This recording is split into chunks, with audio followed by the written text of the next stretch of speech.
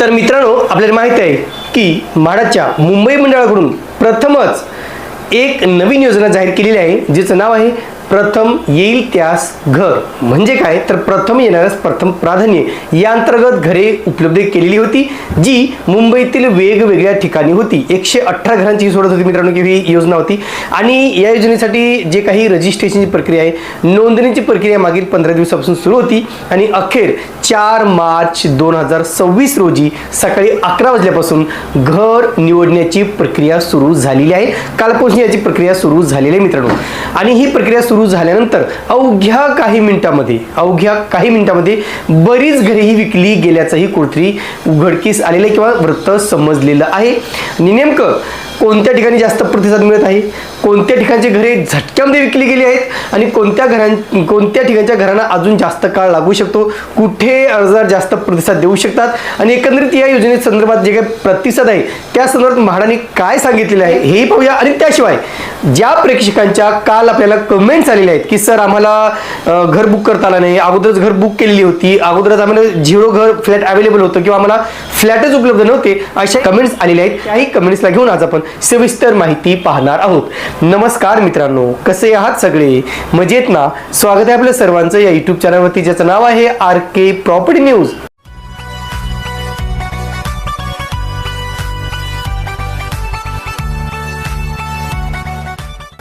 आता जी काही 118 घरांची प्रथम येण्यास प्रथम प्राधान्य योजना आणली होती मित्रांनो, त्या योजनेअंतर्गत जे काही नियम आहेत, जे लॉटरीसाठी सर्वसामान्यांची जे लॉटरी असते त्यासाठी जे काही नियम असतात त्या नियमामध्ये काही शिथिलता आणली होती, काही अटी रद्द केल्या होत्या, काही नियम शिथिल केले होते. उदाहरणार्थ सांगायचं तर तुम्हाला इथे इन्कमची कुठलीच अट ठेवण्यात आलेली नव्हती. दुसरी अट अशी की तुम्हाला जरी मुंबईत घर असेल किंवा तुम्हाला म्हाडाचं घर लागलं असेल किंवा तुम्हाला शासकीय योजनेतून घर मिळालं असेल तरी सुद्धा तुम्ही या योजनेसाठी अर्ज करू शकता अशी योजना आहे. आणि म्हणून काही अटी शिथिल केल्यामुळं कुठेतरी या योजनेला बऱ्यापैकी चांगला प्रतिसाद मिळत असल्याचं दिसून येत आहे.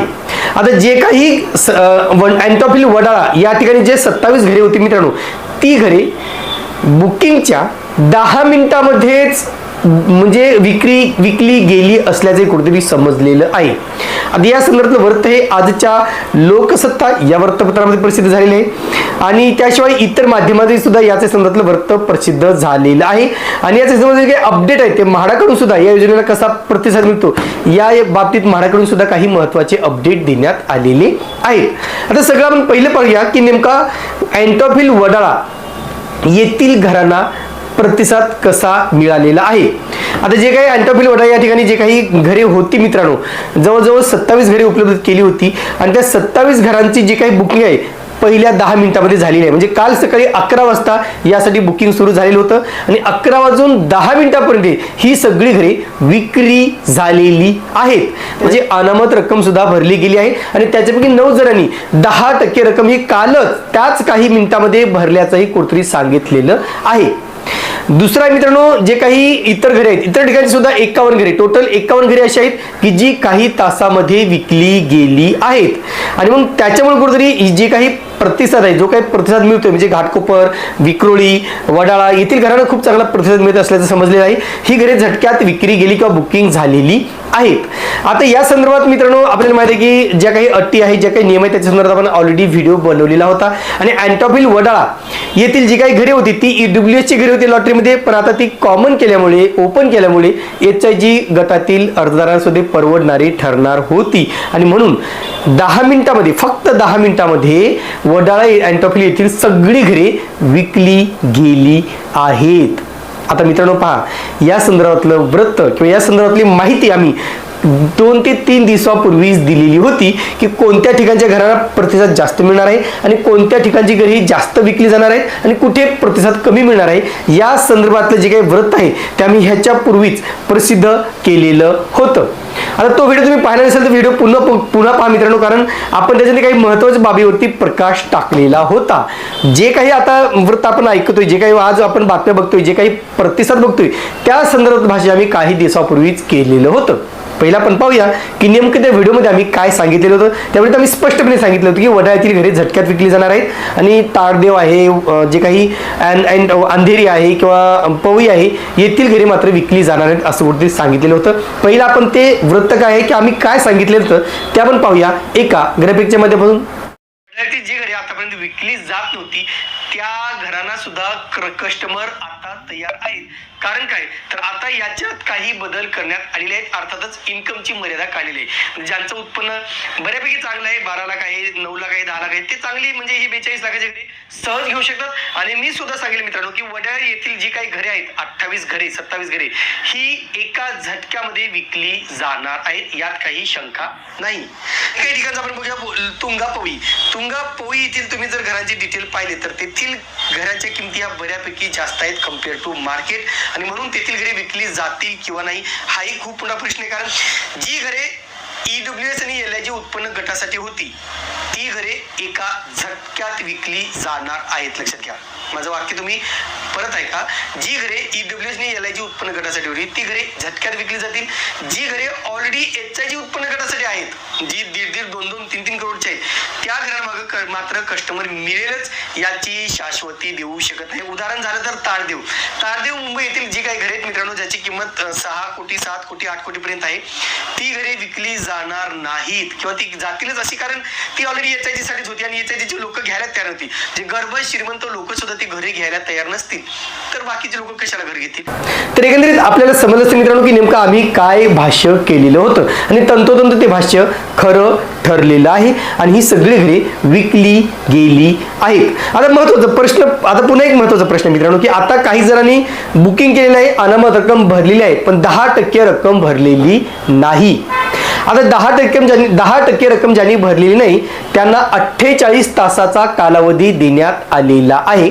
अर्थातच 4 मार्च 2026 सकाळी 11 ते 5 मार्च 2026 सकाळी 11 वाजेपर्यंत 24 तास झालेले आहेत आणि 6 मार्च 2026 सकाळी 11 वाजेपर्यंत 48 तास पूर्ण होणार आहेत. अर्थातच उद्या सकाळी 11 वाजता आपल्याला ॲक्युरेट आकडा कळेल की किती लोकांनी 10% रक्कम भरलेली आहे. समजा त्यातील काही जणांना 10% रक्कम भरता आली नाही तर बरोबर उद्या 11 वाजता त्यांचा जो काही हक्क आहे त्यांनी जो काही बुकिंग केलेलं आहे ते रद्द होईल आणि पुन्हा ही घरे विक्रीसाठी उपलब्ध केली जातील. ती मार्केटमध्ये विकली जातील, ते तुम्हाला साईटवरती दिसून येतील. पण इथे ज्यांनी 10% रक्कम भरली नाही त्यांनी भरलेली त्यांची जी काही अनामत रक्कम आहे 1 लाख 2 लाख 4 लाख 6 लाख ती मात्र जप्त केली जाणार आहे, ती परत मिळणार नाही. आणि या संदर्भातलं भाष्य सुद्धा आम्ही ऑलरेडी एका व्हिडिओच्या माध्यमातून केलेलं होतं की तुम्हाला घर बुक करायचं असेल तर विचार करून भरा, सावध व्हा, कारण इथे तुमचं खूप मोठं नुकसान होणार आहे असंही कुठे आम्ही सांगितलेलं होतं. त्याचं मी सांगितलं होतं की सावधान, व्हिडिओ काळजीपूर्वक पहा, अन्यथा लाखो रुपये पाण्यात, असा मी तो एक व्हिडिओ बनवला होता. त्याच्यात मी सगळ्या गोष्टी स्पष्टपणे सांगितलेल्या होत्या. आता ज्यांनी हा व्हिडिओ व्यवस्थित पाहिला असेल त्यांनी सावधगिरी नक्कीच बाळगलेली असेल, परंतु ज्यांनी हा व्हिडिओ पाहिला नसेल त्यांना मात्र काही प्रमाणात नुकसान होऊ शकतं असं मला वाटतंय. आता सगळ्यात महत्त्वाचं हे आहे मित्रांनो की पुढे काय, आता नेमकं 48 तास झाल्याच्या नंतर पुढे काय होणार आहे किंवा म्हाडाने नेमकं याच्याबद्दल काय सांगितलेलं आहे. कारण जी काही योजना सध्या सुरू आहे त्या योजनेमध्ये बरीच घरे ही 2-2, 3-3, 4-4, 5-5, 6-6 कोटीची आहेत आणि त्यांना गिराईक मिळेलच याची सुद्धा शाश्वती नाही आधी आम्ही सांगितलेलं आहे. आता म्हाडातून काय सांगितलं या संदर्भात आपण तेही पाहूया. कारण आता काही तासामध्ये बघा याच्यात बातमी काय दिली होती, म्हाडाच्या प्रथम प्राधान्य योजनेत अवघ्या काही तासात 51 घरांची विक्री झाल्याचं वृत्त त्यांनी सांगितलेलं आहे. आता ह्याच्यात महत्वाचं काय सांगितलं म्हाडाने ते आपण पाहूया. पहा, ज्या मी गोष्टी सांगितल्या त्याच गोष्टी पुन्हा रिपीटेडली म्हाडाने सांगितलेल्या आहेत. काय सांगितले पहा, वडाळ्यातील घरांसह अन्य काही ठिकाणच्या घरांनाही चांगला प्रतिसाद मिळाला. तारदेवमधील 8 कोटी व 6 कोटी रुपये किमतीच्या एकूण 6 घरांना प्रतिसाद मिळालेला नाही अशी माहिती सूत्रांनी दिली. मात्र या घरांसाठी काही जणांनी अनामत रक्कम भरल्याचेही समजते. काही जणांनी अनामत रक्कम भरलेली आहे. तुंगापवीसह कोट्यावधी रुपये किमतीच्या अन्य काही ठिकाणच्या घरांनाही अद्याप प्रतिसाद मिळालेला नाही. बघा काय सांगितलं आम्ही की तुंगापवी येथील घरांना प्रतिसाद मिळेलच याची शाश्वती नाही. मात्र आज पहिला दिवस असून अर्जदार विचारपूर्वक घरावर दावा करून 10% रकमेचा भरणा करतील आणि घरे विकत घेतील असा विश्वास विश्वास मंडळातील वरिष्ठ अधिकाऱ्यांनी व्यक्त केलेला आहे. पण आता अधिकाऱ्यांना असं वाटतं की काल पहिला दिवस होता आणि आता लोक विचार करतील की ही योजना धडाधड अर्ज करायची नाहीये. इथे काही जणांना विचार करावा लागणार आहे की खरंच त्यांना घरांची गरज आहे का, तरच या ठिकाणी अर्ज करावा लागणार आहे. अन्यथा नुकसान होणार आहे. त्याच्यामुळे अनेक अर्जदार आता फक्त काही ठिकाणचे आढावा घेत आहेत, काही ठिकाणचा म्हणजे पाहणी करतात की नेमकं काय करायला पाहिजे, कसं करायला पाहिजे, काय आपण अर्ज करायला म्हणजे अनामत रक्कम भरायची का नाही, अर्ज करायचा का नाही, साईटला जाणं आहे, आजूबाजूचा परिसर पाहणं आहे, ह्याच्यावरती सध्या अनेकांचं काम सुरू आहे. आणि त्याच्यानंतर आपल्याला काही दिवसात कळेल की नेमकं या योजनेला कसा प्रतिसाद मिळालेला आहे. आता इथे मात्र हा जरी प्रतिसाद चांगला असला तरी आता काही जणांनी कमेंट्स केले आहेत आपल्याकडे की फेसबुकवरती म्हणा किंवा इंस्टाग्राम पेजवरती म्हणा किंवा आपल्या युट्यूबवरती म्हणा अनेक कमेंट्स आले मित्रांनो. तर कमेंट सुद्धा दाखवणं तितकंच महत्वाचं आहे. हा मान्य आहे की हा व्हिडिओ थोडा मोठा होणार आहे पण तुमच्यासाठी खूप महत्वाचा असणार आहे मित्रांनो. त्याच्यामुळे व्हिडिओ पूर्ण पहा. तर काय कमेंट्स आल्यात, काही बऱ्याच कमेंट्स निगेटिव्ह आल्यात की आम्हाला बुकिंग करण्यापूर्वीच घरी विकली गेली होती, ऑलरेडी घरी विकलेली होती तरी आम्हाला रजिस्ट्रेशन करावं लागले किंवा आम्हाला नोंदणी करावी लागली किंवा आम्हाला हे जो काय ऑप्शन आहे तो आलेला होता. बरं घर ऑलरेडी बुक होती तर मग परत आम्हाला तो ऑप्शन का दिसत होता, अशाही काही कमेंट्स केलेल्या आहेत. कारण त्यांनी अनामत रक्कम सुद्धा भरलेली आहे. पाहूया नेमकं कमेंट्स आपल्याकडे काय काय आलेल्या आहेत त्या. तर या ठिकाणी पहा मित्रांनो आपल्याला कमेंट्स आलेली आहे. सागर सावंत यांनी केलेली आहे. R K. Property please guide if EMD paid but we no flat available now, how we will get refund now and will there be any amount deducted I paid from my credit card. आता पण तुम्हाला जे काही payment केलेलं आहे त्याच्यानंतर आपण उत्तर पुढे पाहणारच आहोत. पण तुम्हाला हे रिफंड ऑटोमॅटिक होईल, काही काळ तुम्हाला वाट पाहावी लागणार आहे. पण अशा कमेंट्स आहेत मित्रांनो ज्या अतिशय महत्त्वाचे आहेत. यानंतर दुसरी कमेंट मित्रांनो प्रभाकर यांनी केलेली आहे. Hi sir, I have paid amount but no allowing for book home. म्हणजे त्यांनी EMD भरलेली आहे पण त्यांना घर बुक करण्यासाठी पुढे अलाउड केलं जात नाही, अशी कमेंट आलेली आहे. यानंतर तिसरी कमेंट आहे, तुम्ही पाहू शकता अजिंक्य मांडवकर यांनी केलेली आहे. मी अमाऊंट ऑलरेडी पेड केलं आहे बट सगळे फ्लॅट बुक दाखवत आहे, काय करावे प्लीज गाईड. पुढचे कमेंट पहा, संतोष बेलोशे यांनी केलेले आहे.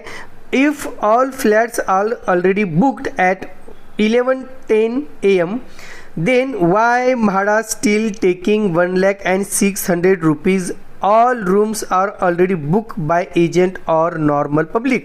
जर हे सगळं 11:10 जर बुक झाले असेल तर म्हाडा 1,00,000 रुपये जे काही अमाऊंट आहे ते का घेत आहे, असा खूप मोठा प्रश्न यांनी विचारलेला आहे.